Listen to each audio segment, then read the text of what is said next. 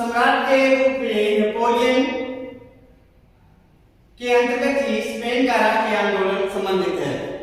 इसमें स्पेन का राजा नेपोलियन के घनिष्ठ मित्रों में से एक था। स्पेन का राजा था वो नेपोलियन का घनिष्ठ मित्र था। उसने नेपोलियन को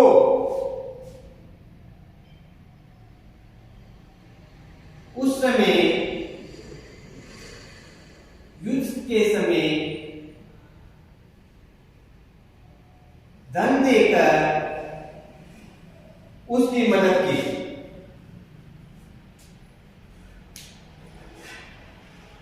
सम्राट से सहयोग से नेपोलियन को काफी मदद मिली। अब जो नेपोलियन था उसकी दृष्टि स्पेन को हटने की थी।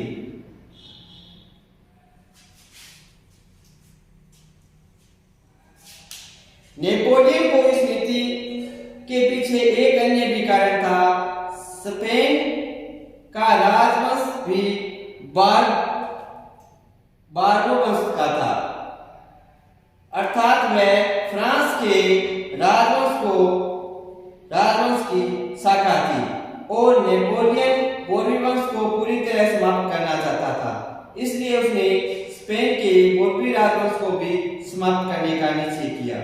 परिस्थितियां भी उसके अनुकूल थी। स्पेन का राजा चार्ल्स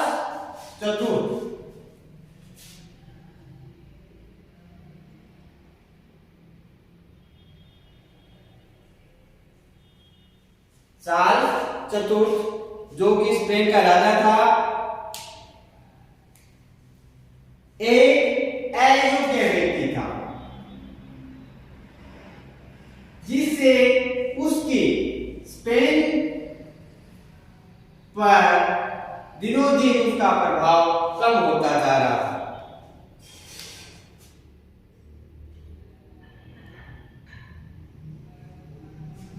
उसकी जो रानी थी वह भी अनैतिकता में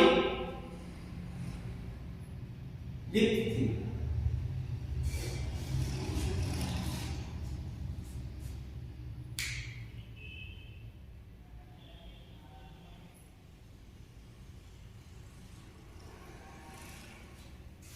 शासन की जो बागडोर थी वो रानी का एक प्रेमी था, होदा उसके हाथ में थी।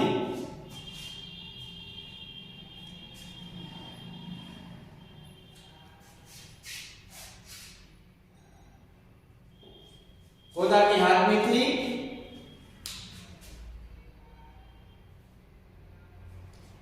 इसके अलावा जो युवराज था फर्डिनेंड, वह भी भोग विलास में डूबा रहता था। परिणाम स्वरूप स्पेन की जो राजनीतिक स्थिति अत्यंत डामाडोल हो चुकी थी। वहां पर समय समय पर षड्यंत्र हो रहे थे और शासन की बागडोर अयोग्य हाथों में चली गई थी।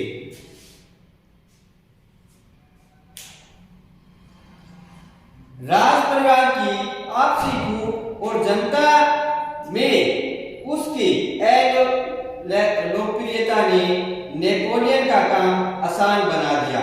उसके बाद उसने अपने भाई जोसेफ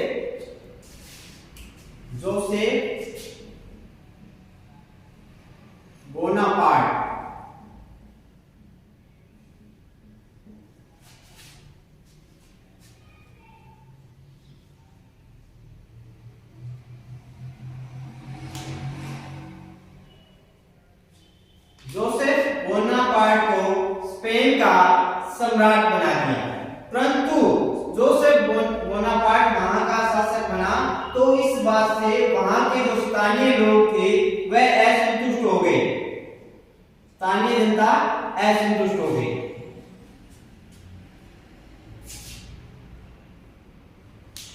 और उसने नेपोलियन तथा उसके पुतली भाई के विरुद्ध राष्ट्रीय आंदोलन का ध्वज फहरा दिया और स्पेन के लोगों ने बेलोन नामक स्थान पर फ्रांसीसी सेना को पराजित कर दिया, जिसके परिणामस्वरूप जोसेफ बोनापार्ट वहां से भाग गया। स्पेन के राष्ट्रीय आंदोलन ने इंग्लैंड को यूरोप की धरती पर पैर टिकाने का स्वर्ण अवसर प्रदान कर दिया। उसने तत्काल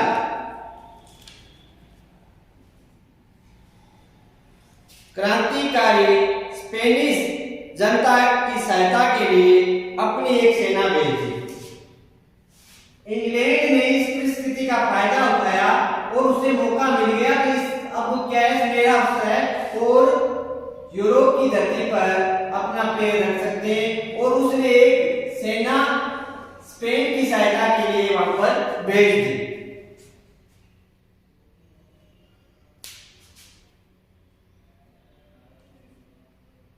इंग्लैंड के सेनापति वेलेजली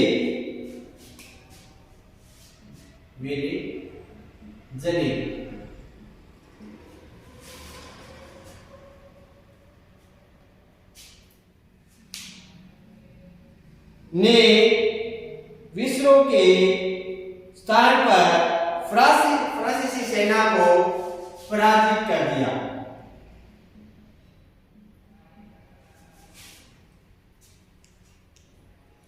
और संपूर्ण पुर्तगाल को फ्रांसीसी आधिपत्य से स्वतंत्र कराने में सफलता प्राप्त की। इस पर नेपोलियन खुद अपनी सेना लेकर वेलेजली का सामना करने के लिए वहां पर आया।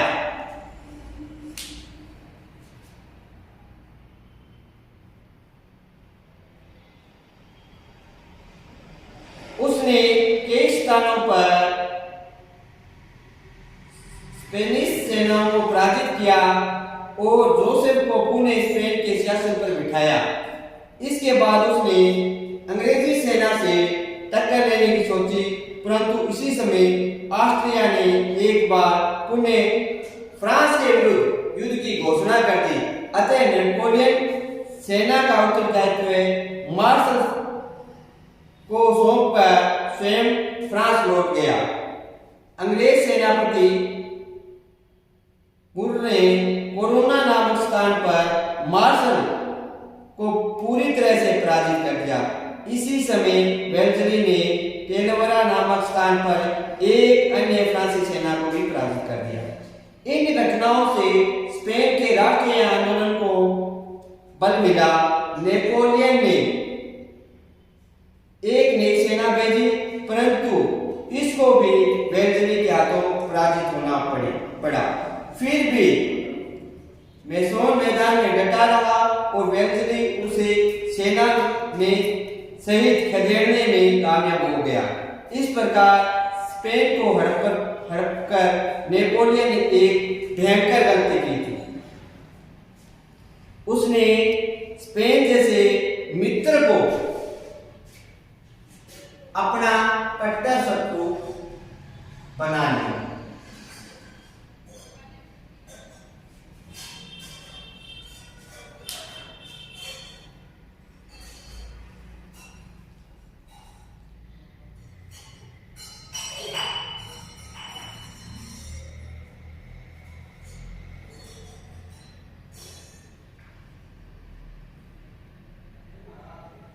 और स्पेन के राष्ट्रीय आंदोलन को कुचलने के लिए उसे एक बहुत बड़ी सेना स्पेन में रखने के लिए विवश होना पड़ा।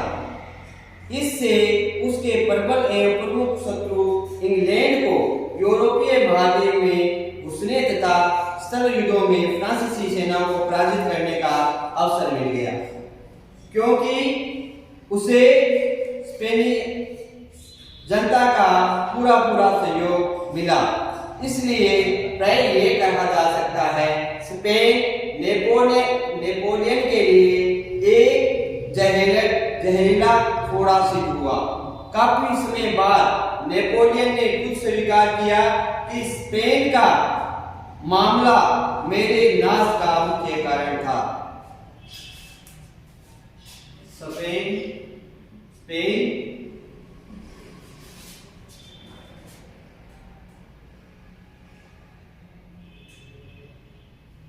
स्पेन का मामला ही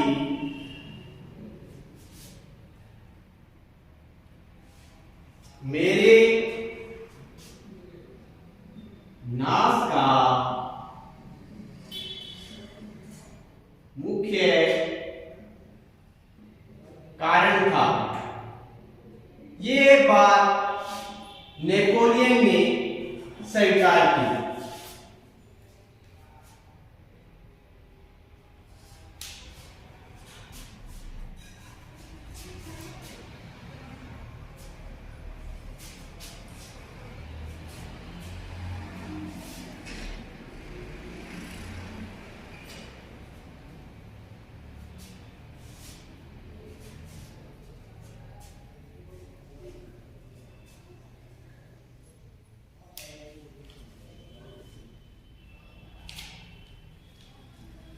ऑस्ट्रिया की पुनः प्राप्ति।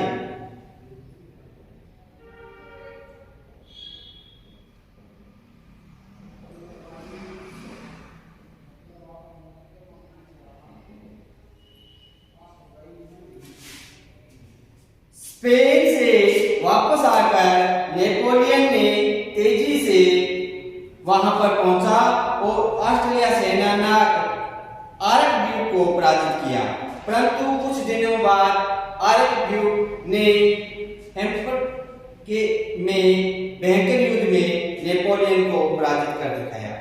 काफी वर्षों बाद ऑस्ट्रियन सेना फ्रांसीसी सेना को पराजित करने का गौरव मिला, परंतु नेपोलियन इस पराजय से विचलित नहीं हुआ और उसने शीघ्र ही ऑस्ट्रियन सेना को पूरी तरह फिर से पराजित कर दिया और जिसके परिणाम स्वरूप ऑस्ट्रेलिया को फ्रांस से एक अपमानजनक संधि करनी पड़ी। अब अपने बात करेंगे मास्को अभियान।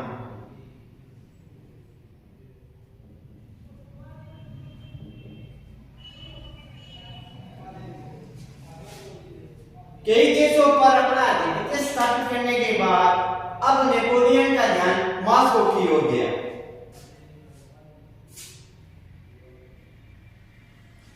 नेपोलियन की महाद्वीपीय प्रणाली ने रूस को भी फ्रांस का शत्रु बना दिया। इसके अलावा कुछ अन्य कारण भी थे जिसके वजह से दोनों के बीच मैत्री टूट गई।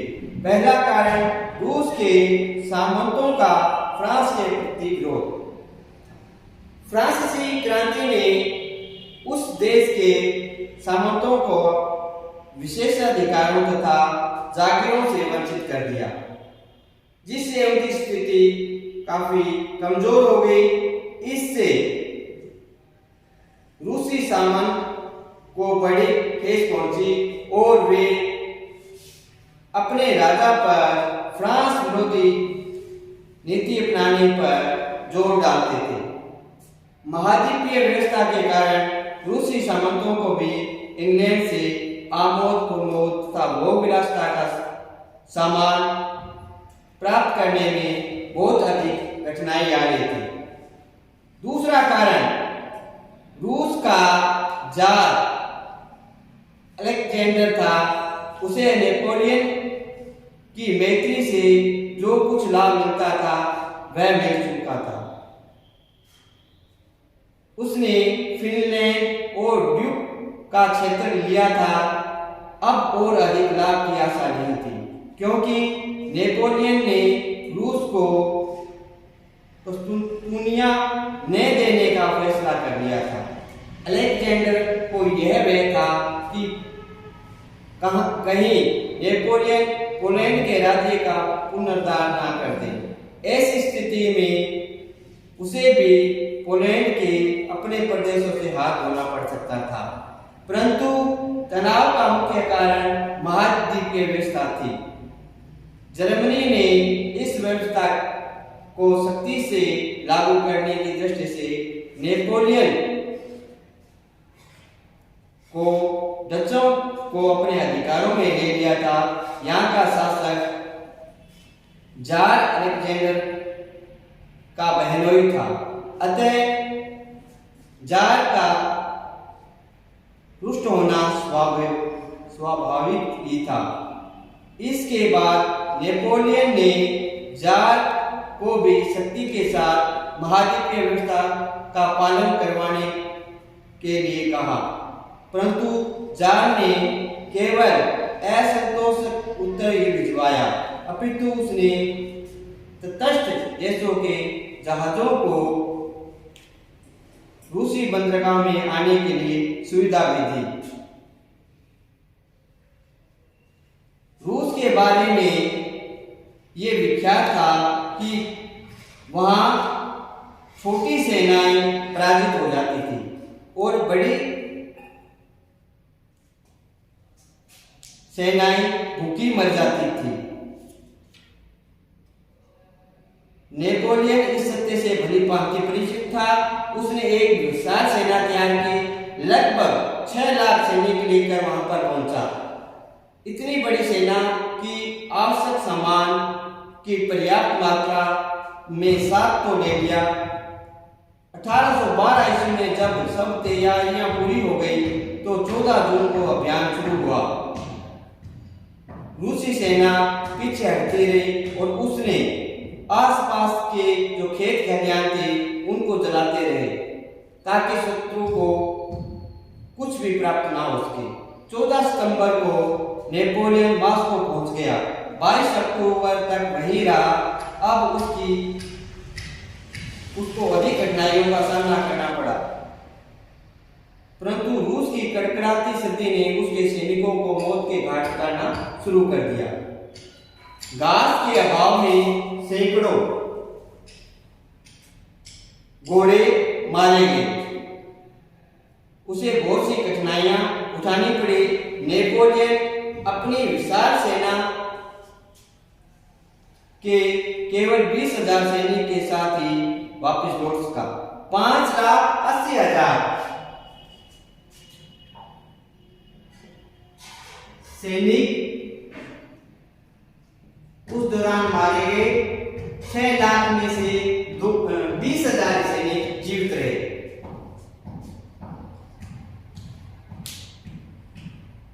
और किसी प्रकार का उसे लाभ नहीं हुआ।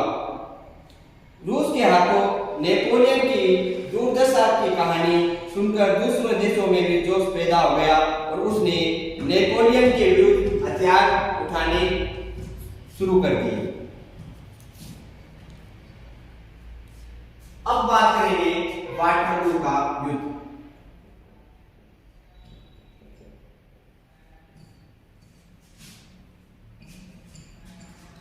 नेपोलियन की पराजय के बाद मित्र राष्ट्रों ने बोर्बी वंश के लुई 18वें को फ्रांस के सिंहासन पर बिठाया। फ्रांस के साथ अस्थायी संधि की। विस्तृत संधि का काम वीना कांग्रेस को सौंप दिया गया, जिसमें यूरोप के प्रमुख देशों के प्रतिनिधि शामिल हुए। परंतु फरवरी 1815 ईस्वी में नेपोलियन गुप्त रूप से एल्बा द्वीप से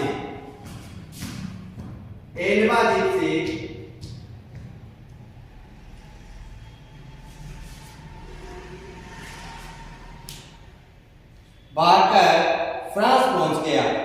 सैनिकों और पेरिस को जनता ने उसका शानदार स्वागत किया। लुई 18वां जल्दी से फ्रांस छोड़कर बेल्जियम भाग गया। नेपोलियन पुनः फ्रांस का सम्राट बन गया। मित्र राष्ट्रों ने तत्काल उसके विरुद्ध युद्ध छेड़ दिया। वेलिंगटन अपनी सेना के साथ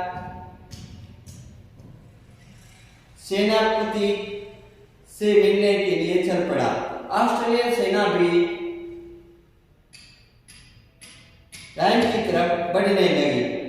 नेपोलियन ने अपने शत्रुओं को आपस में मिलने से पहले ही अलग अलग पराजित करने की योजना बनाई।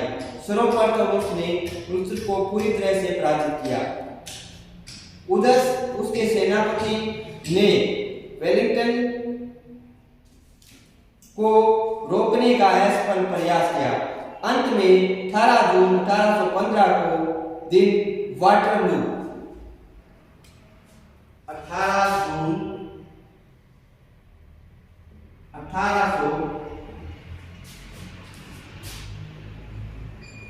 में वाटरलू के मैदान पर नेपोलियन और वेलिंगटन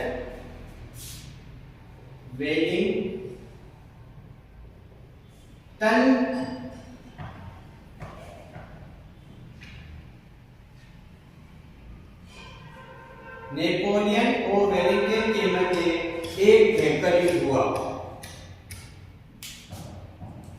दोपहर के बाद वेलिंगटन की सेना पराजित होने वाली थी, परंतु ठीक समय पर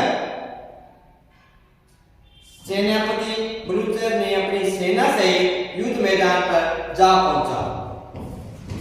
जिस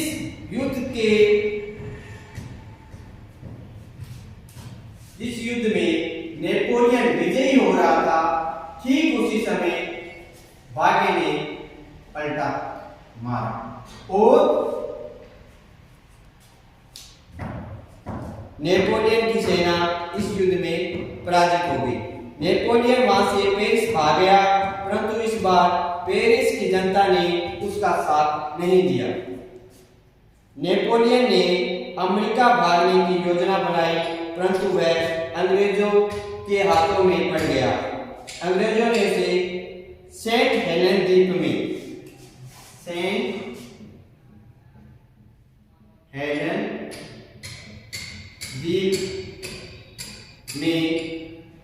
बंदी बना लिया। 6 वर्ष बाद 1821 ईस्वी में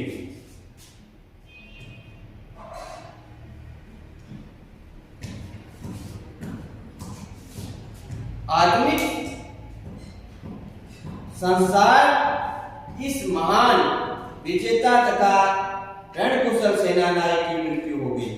उसी के साथ फ्रांस की क्रांति का अध्याय भी समाप्त हो गया।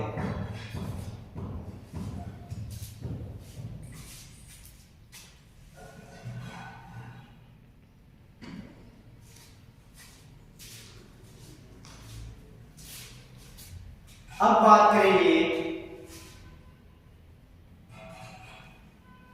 नेपोलियन के पतन के कारण।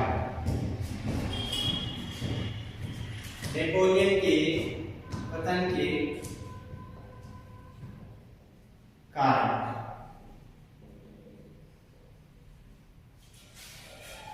उत्थान के बाद पतन प्रगति का नियम है। नेपोलियन बोनापार्ट भी इस नियम से छूटा नहीं रहा। एक सामान्य सैनिक से वह फ्रांस का सम्राट बन गया, परंतु वाटरलू के मैदान में उसे सम्राट पद तथा साम्राज्य दोनों से हाथ धोना पड़ा और एक बंदी के रूप में अपना जीवन व्यतीत करना पड़ा। उसके पतन के लिए अग्रलिखित कारण उत्तरदायी है। नेपोलियन की महत्वाकांक्षा।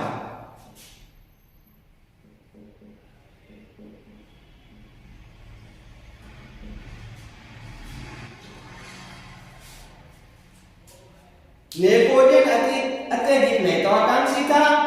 वह यूरोप को अपने अधिकार में करना चाहता था।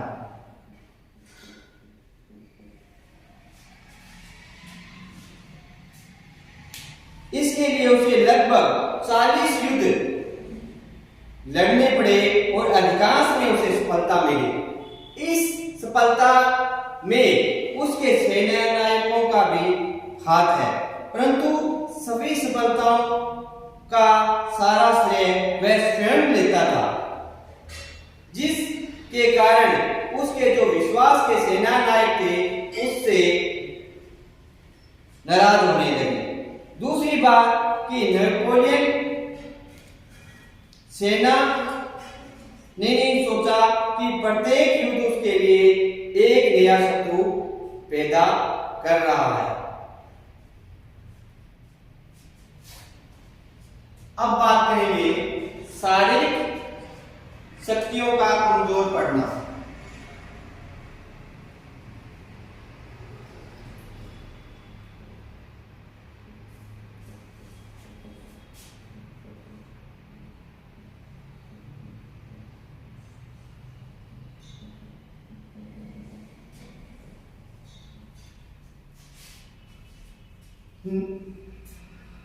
निसंदेह नेपोलियन एक शूरवीर सेनानायक था और उसने अनेक युद्धों में अपनी वीरता का परिचय दिया और दुश्मनों को पराजित किया, परंतु धीरे धीरे वह भी उम्र की इस स्थिति पर पहुंच गया कि उसका शरीर काफी मोटा हो गया और विलास प्रिय हो गया, जिसके परिणाम स्वरूप वह अधिक परिश्रम नहीं करता था। शुरू में वह काफी समय राजनीति में व्यतीत करता था।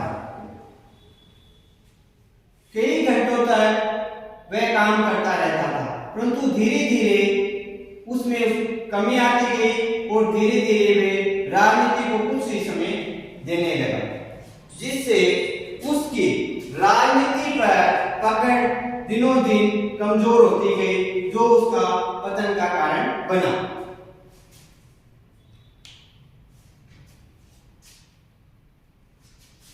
अब बात करेंगे चारित्रिक दुर्बलताएं।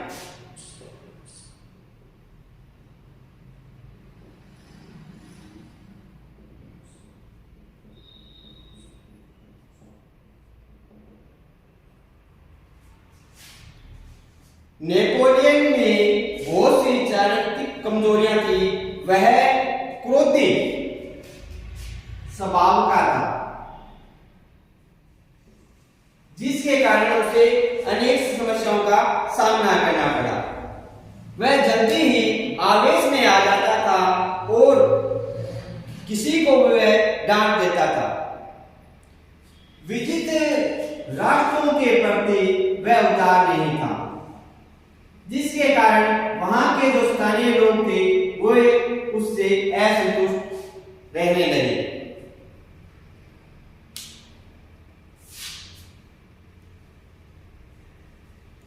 नेपोलियन का स्वभाव जिद्दी बन गया था, जो उसके पतन का कारण बना। वह समझता था कि मैं जो सोचता हूं वह ठीक है। सम्राट बनने के बाद उसने पोप सलाहकारों की राय लेना भी बंद कर दिया। वह स्वयं ही अतिरिक्त अन्य किसी को उन्नति देखने से खुश नहीं होता था, अतः उसका पतन स्वाभाविक ही था। केवल समय का इंतजार था। वाटरलू के मैदान में समय ने उसका साथ छोड़ दिया।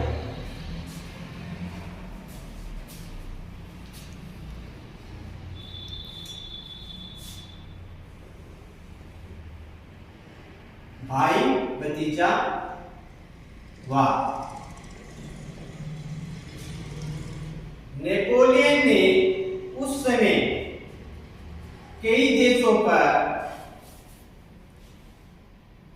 अधिकार किया। उसमें से स्पेन का सम्राट उसका मित्र था, परंतु नेपोलियन संपूर्ण स्पेन को हड़पना चाहता था। उसने वहां की राजनीति से फायदा उठाकर अपने भाई जोसेफ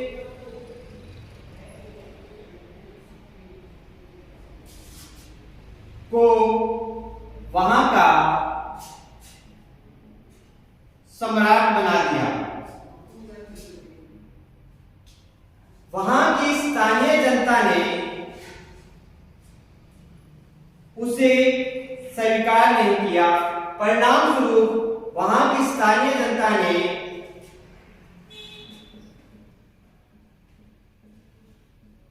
इंग्लैंड से मदद की गुहार की और इंग्लैंड ने इस सुनहरे अवसर का फायदा उठाकर वहां पर अपनी सेना भेजी, जिसकी सहायता से उन्होंने जोसेफ को वहां से निकाल दिया। इस बात का जब नेपोलियन को पता चला तो उसने एक सेना भेजी और स्पेन पर आक्रमण किया और जोसेफ को वहां का सम्राट वापस बनवा दिया। इसके अलावा नेपोलियन ने अपने अन्य भाइयों को भी कई देशों के शासक नियुक्त किए। अपनी माता को भी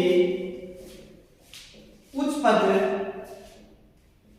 प्रदान किया। अपनी रानी को भी उस समय प्रभावशाली बनाया। इससे वहां के जो उसके कर्मचारी थे वह असंतुष्ट